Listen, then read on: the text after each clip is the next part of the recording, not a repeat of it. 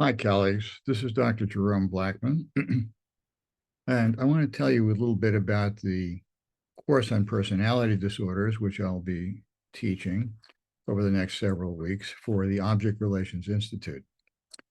Um, you know, for a long time, it was said that personality disorders could not be treated.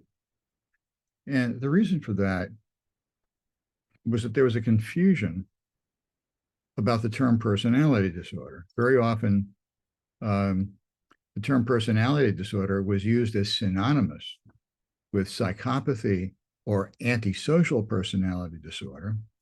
And of course, those are people who don't have a conscience. Um, it's not accurate to say that because there are many character traits and personality traits which are very common in people, some of which are normal and many of which are pathological.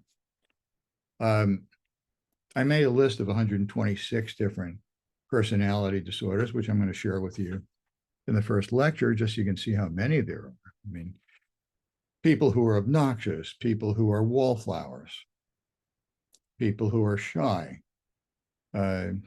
people who are cheats, people who are womanizers. I mean, these are all different personality styles. And when we see them in our office, they appear unique. And they don't fit into the 9 personality or 10 personality disorders that the DSM has.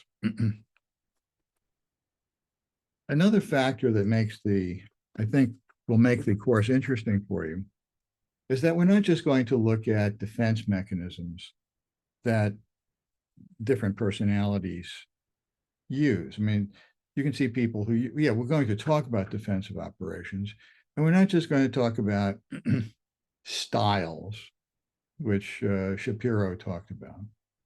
We're going to get more specific, and we're going to look at how to dissect the personality and how to know what to approach when you see somebody who has a pathological character trait.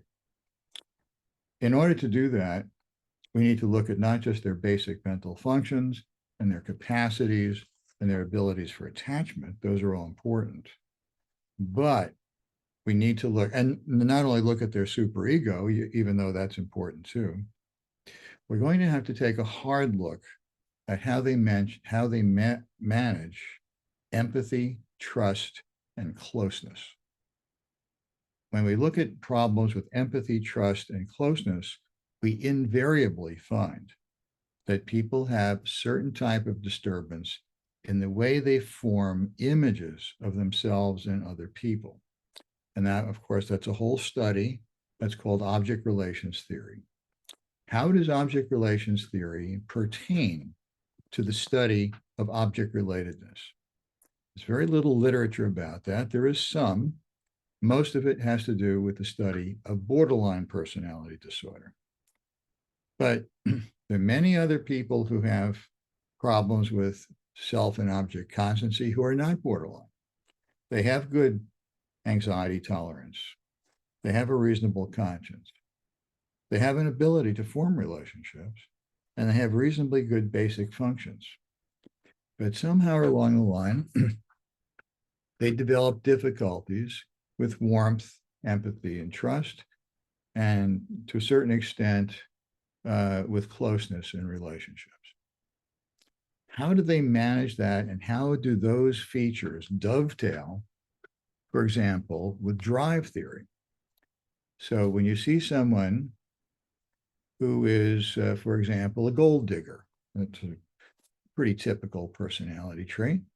It's a woman who just wants to marry a man for his money. Well, we can look at that in terms of oral traits. I mean, in other words, wanting something for nothing, wanting to depend on a man, like the man is the mother. But we also find elements of object relations peculiarities that contribute to that particular type of problem, as well as some other fancy elements that we could call compromise formations. So we'll look at all of that in this course, and I'm going to try to explain to you my view of how you can use that, both in understanding personality disorders and and how to go about treating people with these kinds of problems. How do we confront character traits? How do we express understanding? When do we begin to make interpretations about the different factors that cause the personality problems? The timing of those. We'll also address those.